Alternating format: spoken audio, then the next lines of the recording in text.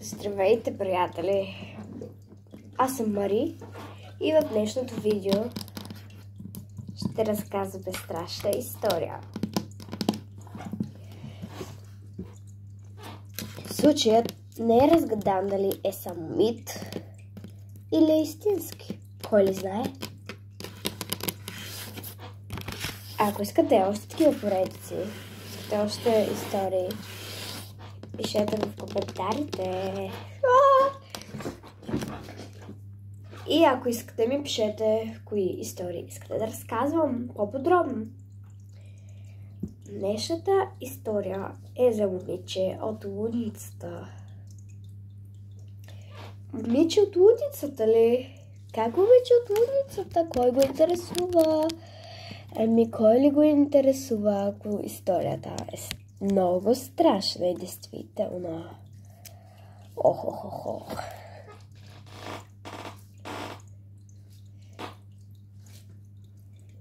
Има едно момиче на име Кейси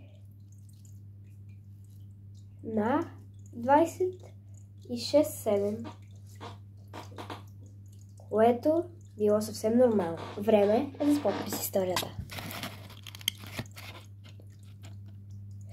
Както казах, момичето се казва Кейси на 26-7 години от някакво малко сърце в около Италия в нищото.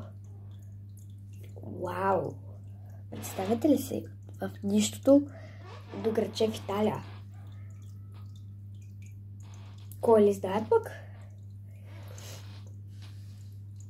Това прекрасно момиче на Кейси било супер красиво и всички го харесвали, само дето характера му било малко по-странен.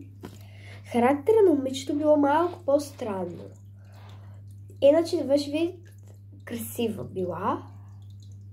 Била с сини бляскави очи и с руса сетена коса.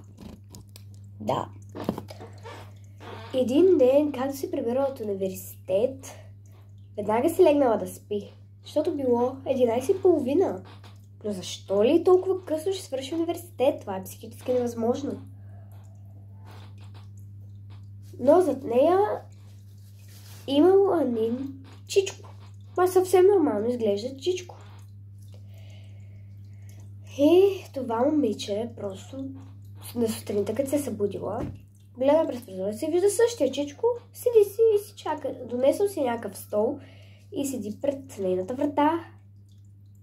Тъй като тя живее в блок, в голяма сграда, която няма никой. Само тя и някакви двама души, които били от нейния университет.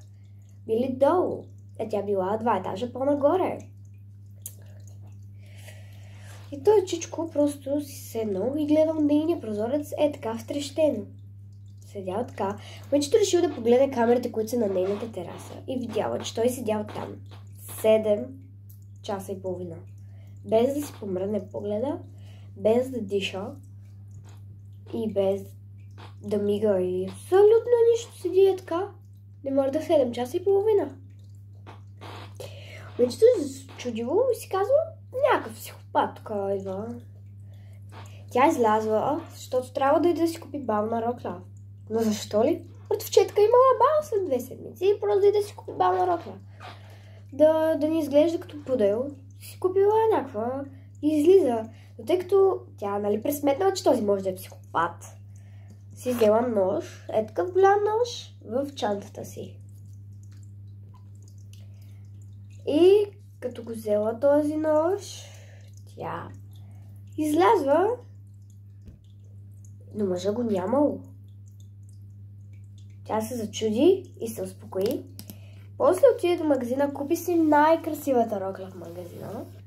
2 седмици по-късно отиде на бала на братовчетка си. Тя беше забравила, че този човек съществува. И после го вижда на бала на братовчетка й. Момичето се стресва. Не, той мъжа беше хубаво облечен като за бал, да. И момичето пита Кейси, пита братовчетка си, кой е този? И братовчетката вика, не знаеш ли? Той ми е доведения баща. И тя отговорила, че не знае кой е. Тя не знае, че изобщо родителите на братовчетка са разведени. И братовчетката й казала, че са се развели наскоро и майка веднага си намерила любовник. И след като разбрало, момичето се оплашило и припаднало.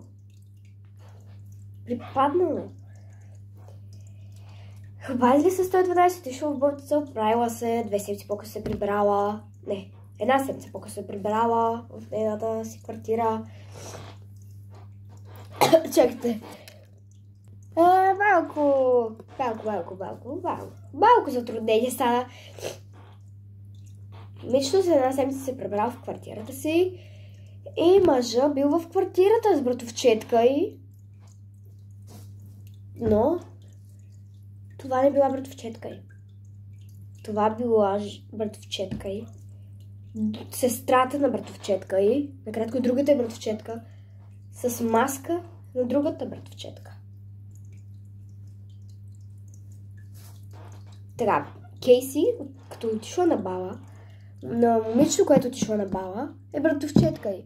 А пък другото момиче е по-голямо братовчетка й и носила маска на момичето от бала, където е била бала, където е бил нейния бал. И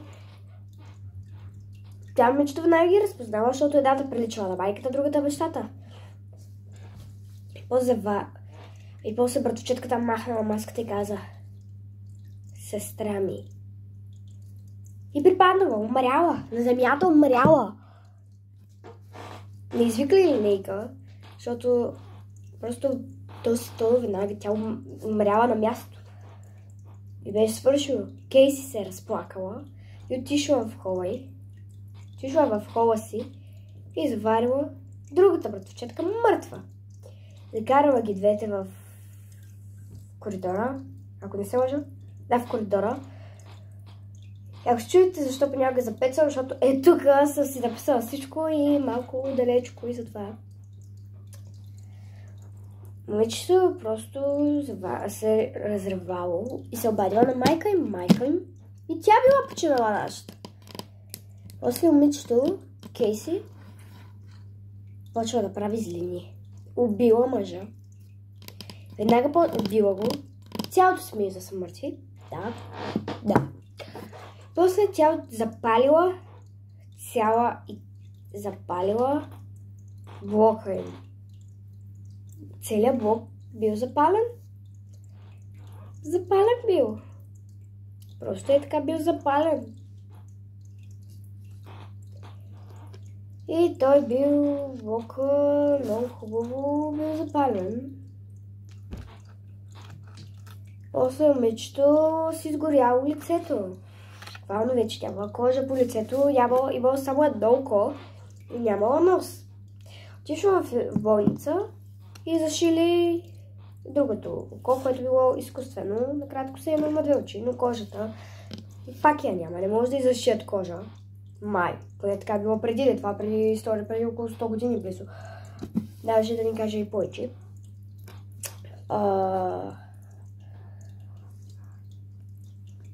Да. След това момичето почва да прави някакви глупости. Убива бебета, деца. Сложили в затвор за 2 години. Излежала една. Избягала. И после я вкарали в лудницата. След лудницата избягала пак. Убила 6 вълка. Никой не знае да сега защо ги убила. Убила 2 лисици. И повече не е намерена. Това момиче повече не е намерено. И чао!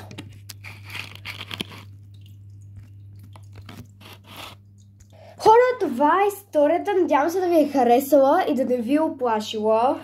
Може да се абонирате за канала ми, да ударите една голяма камбанка и един такъв палец. И ето тук са ви всичките социални мрежи. Чакайте да се дръпна. Ето тук са ви всичките социални мрежи. Може да ме фолнете. И само да кажа пак, имам изкусени ногти. И се боядисах. Вижте, боядисах се. Това са ми зелени кичурите? Да. Ако че ще я снимах, защото забравих. Не ми се сърдите. Ето вижте ми ногтите.